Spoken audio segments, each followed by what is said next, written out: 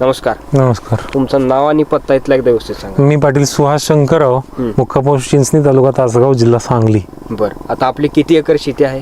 माझी शेती सर्वसाधारण 3.5 एकर आहे. बरं, त्यामध्ये प्रामुख्याने कोणती पिकं असतात मग? 3.5 एकरामध्ये टोटली द्राक्ष बागच आहे. पूर्णपणे द्राक्ष. पूर्णपणे. आता द्राक्ष बाग हे तुमच्या म्हणजे सांगली भागात तर भरपूर ठिकाणी असतात. बरोबर. तर मग तुम्ही हे कधीपासून सुरू केली द्राक्ष शेती? मग द्राक्ष शेती मी 14 वर्ष झालं करतोय. 14 वर्ष झाली.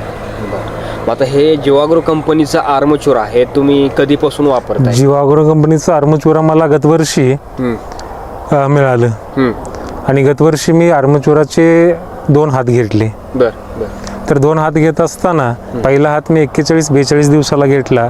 10 दिवसाच्या अंतरानं दुसरा हात घेतला. त्याच काळात तासगाव भागात बऱ्याच ठिकाणी भुरीचा प्रादुर्भाव जोरात होता.